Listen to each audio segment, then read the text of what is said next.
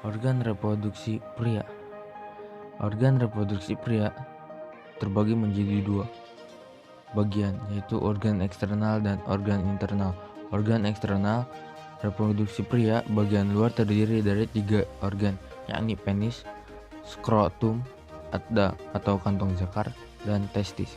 Selain sebagai organ seksual pada pria, penis juga berfungsi sebagai jalan keluarnya urin dari tubuh melalui saluran yang disebut uretra, sedangkan skrotum bertindak sebagai sistem kontrol suhu pada testis. Organ internal, organ reproduksi pria bagian dalam terdiri dari beberapa organ meliputi epididymis, kelenjar, prostat, kelenjar bulbouretral, vesicula seminalis, uretra, dan vas deferens. Epididymis berfungsi untuk menyimpan sel sperma yang diproduksi di testis dan mengangkut sperma yang belum matang menuju tabung vas deferens agar menjadi sperma matang. Vas deferens sendiri adalah tabung yang berfungsi untuk mengangkut sperma matang menuju uretra, yakni saluran yang membawa urin atau sperma keluar tubuh dan mempersiapkan untuk ejakulasi. Sedangkan vesicula seminalis berfungsi sebagai penghasil cairan fruktosa yang digunakan sperma sebagai sumber energi ketika beraktivitas. Kelenjar prostat berkontribusi dalam memberikan cairan tahan bahan untuk proses ejakulasi. Cairan prostat juga membantu sperma agar sehat. Sementara itu, kelenjar bulbouretral berperan dalam menghasilkan cairan yang berfungsi untuk melumasi uretra yang menetralisir keasaman yang mungkin ada karena tetesan sisa urin. Dalam istilah medis, spermatologi merupakan proses produksi dan pematangan sel sperma di dalam testis pria. Sementara itu, proses produksi dan pematangan sel telur wanita disebut oogenesis. Kedua proses ini dikenal dengan sebutan gametogenesis. Spermatogenesis, sperma terdiri dari 3 bagian, yaitu kepala dan yang berbentuk oval, badan dan ekor yang panjang. Kepala berisi materi genetik atau gen, sedangkan ekor digunakan untuk bergerak. Panjang sperma dari kepala hingga ekor rata-rata adalah 0,05 mm. Spermatogenesis dimulai di dalam testis, di dalam sistem tabung kecil yang bernama tubulus seminiferus. Sel awal sperma yang terbentuk lingkaran berkembang hingga bentuknya menyerupai kecebong. Setelah itu, sperma pindah ke epididymis, organ berupa tabung panjang yang menyimpan sperma dan menyempurnakan perkembangannya. Dari tubulus seminiferus ke epididymis membutuhkan waktu sekitar 4-6 minggu. Dari epididymis, sperma bergerak lagi ke vas deferens atau saluran sperma untuk bercampur dengan air mani. Ketika ejakulasi, sperma yang dilepaskan oleh pria berjumlah hampir 100 juta, namun hanya butuh 1 sperma untuk membuahi sel telur hingga berkembang menjadi janin di dalam rahim. 1 jam setelah ejakulasi, setidaknya 32% sperma akan mati. Namun sperma bisa hidup dan bertahan di dalam tubuh wanita hingga 5 hari. Oogenesis. Selama masih dalam kandungan, ovarium wanita mengandung sekitar 6-7 juta sel telur. Saat waktu lahir, jumlah sel telur berkurang hingga hanya sekitar 1 juta buah. Sel telur ini tertidur dan baru akan terbangun ketika seorang wanita memasuki usia pubertas. Di masa pubertas ini, oogenesis atau proses pembentukan dan pematangan sel telur terjadi. Sel telur yang sudah matang tersebut akan dilepasi oleh indung sel telur ke saluran telur, tuba falopi. Jika berhasil dibuahi oleh sperma, sel telur akan menetap di tuba falopi dan menempel di dinding rahim. Bila tidak, sel telur akan dikeluarkan dari rahim bersamaan dengan darah dan lapisan dalam rahim kira-kira setiap sebulan sekali mengikuti siklus menstruasi. Pada masa pubertas, dari sekitar 1 juta sel telur yang ada tersebut, hanya akan tersisa sekitar 300.000 buah. Dari jumlah tersebut, hanya 300-400 telur yang matang dan yang akan dilepaskan hanya selama masa reproduksi wanita. Seiring bertambahnya usia wanita, jumlah dan kualitas sel telur yang tersisa pun akan semakin menurun. Perbedaan spermatogenesis dan oogenesis. Secara garis besar, spermatogenesis dan oogenesis dibedakan menjadi: spermatogenesis, proses pembentukan sel sperma, terjadi di dalam testis pria, berlangsung dari pubertas hingga akhir usia, masa pertumbuhannya pendek. Oogenesis terjadi di dalam indung telur atau ovarium wanita, dimulai ketika wanita masih janin di dalam kandungan ibunya, berhenti sejenak saat bayi dan masa kanak-kanak, kemudian dimulai lagi setelah masa pubertas. Masa pertumbuhannya panjang. Spermatogenesis dan oogenesis merupakan proses biologis yang berkaitan dengan fungsi reproduksi. Dari kedua proses tersebut, awal mula manusia bisa tercipta. Jika terdapat masalah dalam proses spermatogenesis dan oogenesis, kesuburan seseorang dapat terganggu. Sekian dari saya. Terima kasih.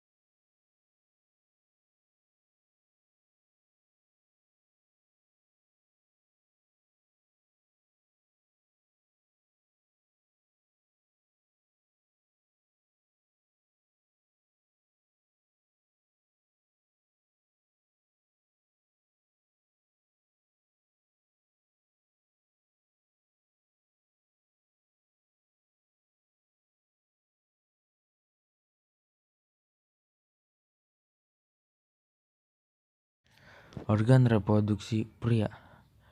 Organ reproduksi pria terbagi menjadi dua bagian, yaitu organ eksternal dan organ internal.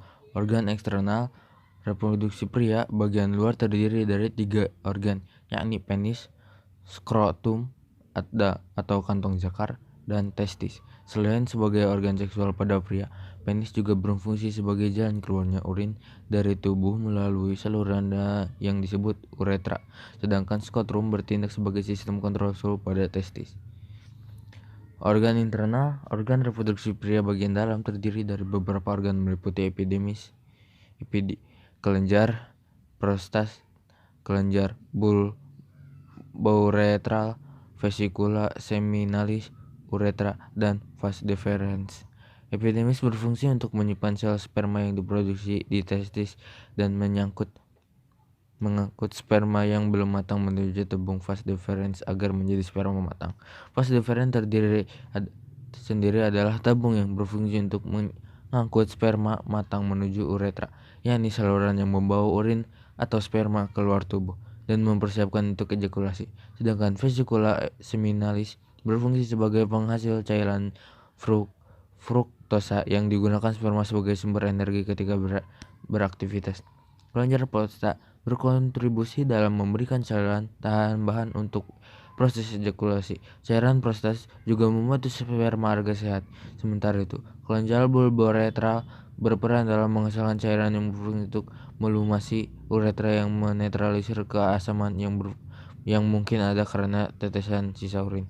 Dalam istilah medis, spermatologi merupakan proses produksi dan pematangan sel sperma di dalam testis pria. Sementara itu, proses produksi dan pematangan sel telur wanita disebut oogenesis.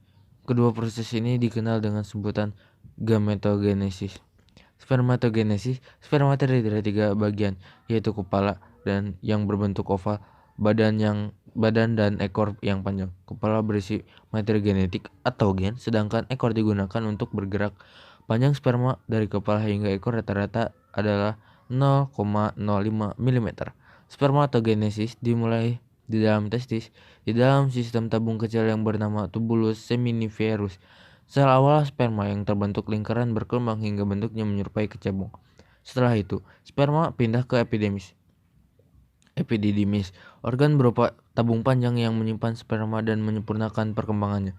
Dari tubulus seminiferus ke epididymis membutuhkan waktu sekitar 4-6 minggu.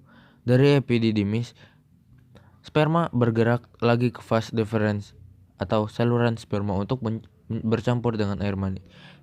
Ketika ejakulasi, sperma yang dilepaskan oleh pria berjumlah hampir 100 juta, namun hanya butuh 1 sperma untuk membuahi sel telur hingga berkembang menjadi janin di dalam rahim.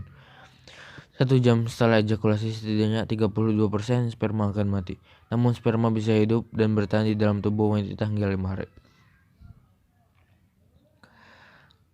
Oogenesis. Selama masih dalam kandungan, ovarium wanita mengandung sekitar 6-7 juta sel telur. Saat waktu lahir, jumlah sel telur berkurang hingga hanya sekitar 1 juta buah. Sel telur ini tertidur dan baru akan terbangun ketika seorang wanita memasuki usia pubertas. Di masa pubertas ini, oogenesis atau proses pembentukan dan pematangan sel telur terjadi. Sel telur yang sudah matang tersebut akan dilepasi oleh indung sel telur ke saluran telur, tuba falopi. Jika berhasil dibuahi oleh sperma, sel telur akan menetap di tuba falopi dan menempel di dinding rahim. Bila tidak, sel telur akan dikeluarkan dari rahim bersamaan dengan darah dan lapisan dalam rahim kira-kira setiap sebulan sekali mengikuti siklus menstruasi. Pada masa pubertas, dari sekitar 1 juta sel telur yang ada tersebut, hanya akan tersisa sekitar 300.000 buah. Dari jumlah tersebut, hanya 300-400 telur yang matang dan yang akan dilepaskan hanya selama masa reproduksi wanita. Seiring bertambahnya usia wanita, jumlah dan kualitas sel telur yang tersisa pun akan semakin menurun. Perbedaan spermatogenesis dan oogenesis. Secara garis besar, spermatogenesis dan oogenesis dibedakan menjadi: spermatogenesis, proses pembentukan sel sperma, terjadi di dalam testis pria, berlangsung dari pubertas hingga akhir usia, masa pertumbuhannya pendek. Oogenesis terjadi di dalam indung telur atau ovarium wanita, dimulai ketika wanita masih janin di dalam kandungan ibunya, berhenti sejenak saat bayi dan masa kanak-kanak, kemudian dimulai lagi setelah masa pubertas. Masa pertumbuhannya panjang. Spermatogenesis dan oogenesis merupakan proses biologis yang berkaitan dengan fungsi reproduksi. Dari kedua proses tersebut, awal mula manusia bisa tercipta. Jika terdapat masalah dalam proses spermatogenesis dan oogenesis, kesuburan seseorang dapat terganggu. Sekian dari saya. Terima kasih.